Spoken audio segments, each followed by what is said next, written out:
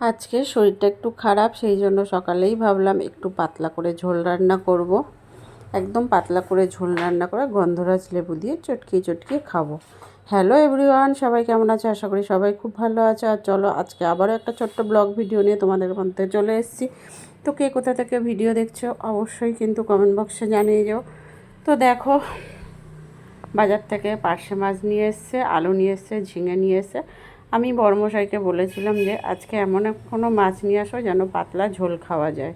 তো যাই হোক, দেখো বাজার থেকে তো বা পার্শে মাছ নিয়ে এসছে, আলু নিয়ে এসছে আর ঝিঙে নিয়ে এসছে।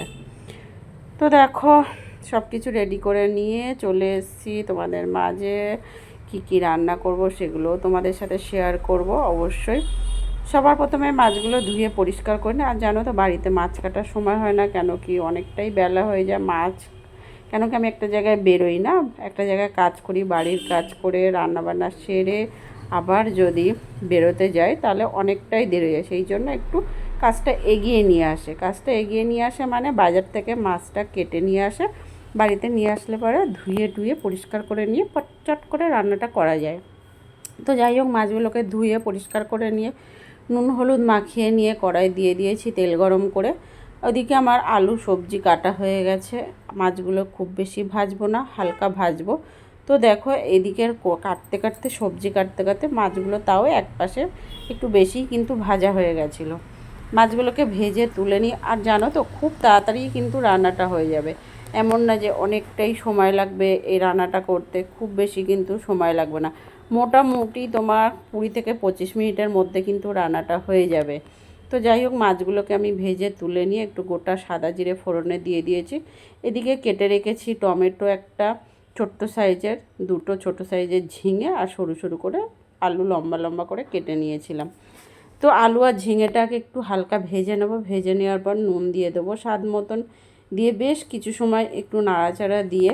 আর আজকের আমি এটাতে মশলা দেব হচ্ছে গোটা সাদা জিরে, ধনে আর গোটা শুকনো লঙ্কা একসাথে পেস্ট করে নেব। জানো তো বন্ধুরা, যখন দেখবে তুমি গুঁড়ো লঙ্কার তার একটা আলাদা টেস্ট লাগে, আর যদি তুমি যদি গোটা মশলার সাথে গোটা শুকনো লঙ্কা যদি একটা পেস্ট করো না, তারও কিন্তু একটা টেস্ট অন্যরকম লাগে। আমার তো মনে হয়, তোমাদের কেমন লাগে সেটা কিন্তু অবশ্যই কমেন্ট বক্সে জানিয়ে যেও। তো যাই হোক, এখানে দেখো আমি তো বেশ ভালো করেই এগুলোকে নাড়াচাড়া দিয়ে একটু ঢেকে দিলাম। একটু মজে গেলে পরে তারপরেই দিয়ে দেবো এতে আমি মশলা।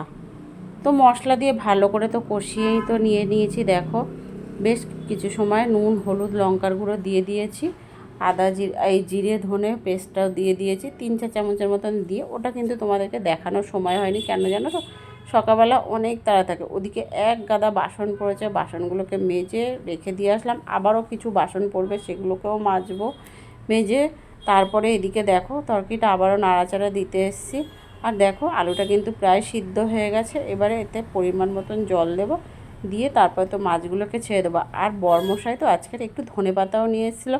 ধনেপাতাটা না বেশ ভালো, ভালো বলতে মানে হয় না, অনেকে বলে হাইব্রিডের ধনেপাতা, তারপর দেশি ধনেপাতা। হাইব্রিডের যেগুলো সেগুলো অনেক বড় বড় পাতা হয়, বড় বড় গাছ হয়, লম্বা লম্বা হয়।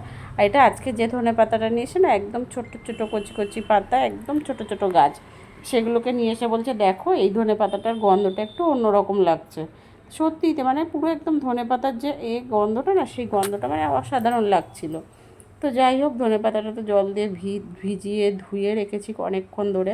কেন কি শাক ধনেপাতা যে কোনো, এখন বর্ষাকালের দিনে তো একটু জলে ভিজিয়ে রাখাটা উচিত।